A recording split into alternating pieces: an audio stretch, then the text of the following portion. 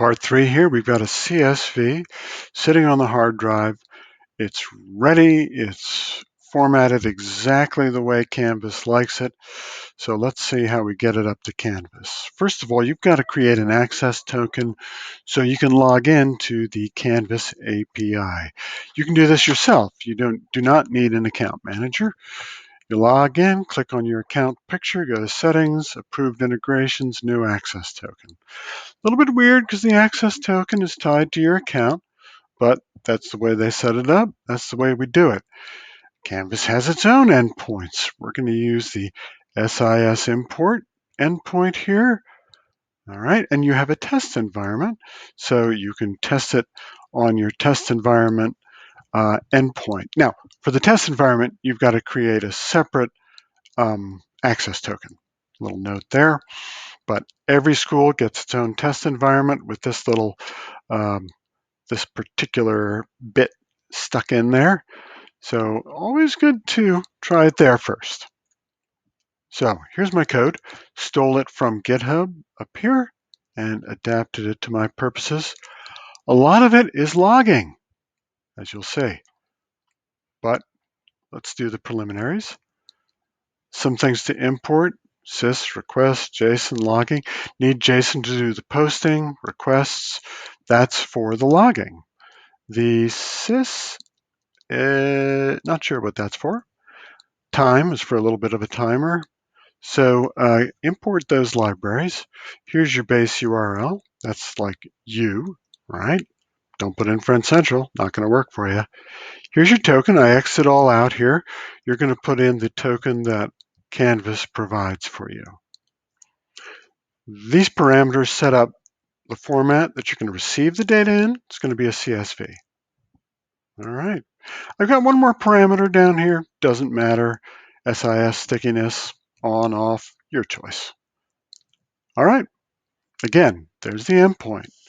We're doing an SIS import. That's all.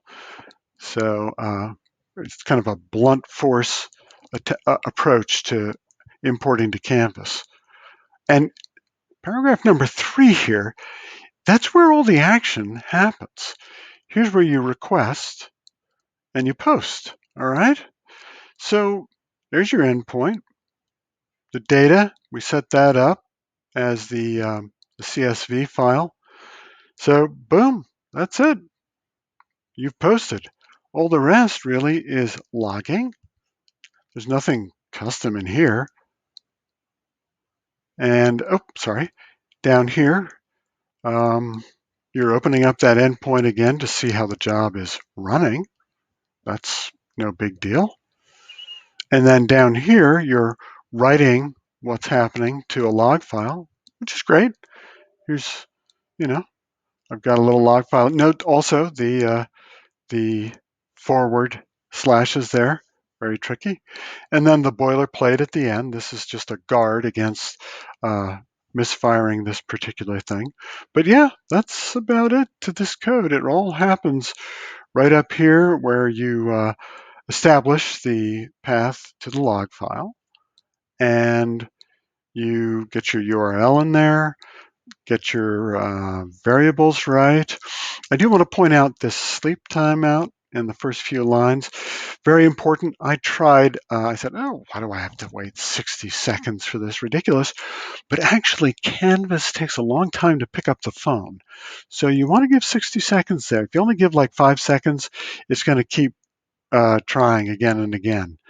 And you might eventually get in, but it's stupid. You might as well just have a long time out there. And then these parameters, they just copy that. They're the same for everybody. And so once we've done that, this is fired off a little differently than the Veracross Python script. You can see you're going to do a little command line execution here. That's the name of my particular Python file. But you also have to supply an argument. And that argument has to have Python formatted forward slashes, not backslashes. And that should lead to the CSV that's sitting on your hard drive. So in this case, you've got the path to the Python code and an argument. Whereas with the Veracross command line task, you just had the Veracross Python code. So you want to stick this in some kind of scheduled task on your server so that it runs once an hour or so.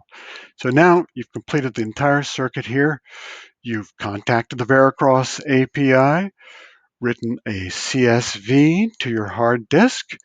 By using this method, you bypass the Veracross rate limiting, which limits you to 100 rows of data. Nope, you can download it all. In my case, it's like 14,000 lines of data. So very good that we can bypass that.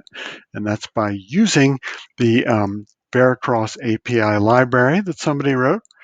SQL Server is like a sausage grinder, making all of that compatible to the Canvas CSV import. And the import to Canvas, again, it's an SIS import from a CSV file. Pretty simple. Most of it is logging.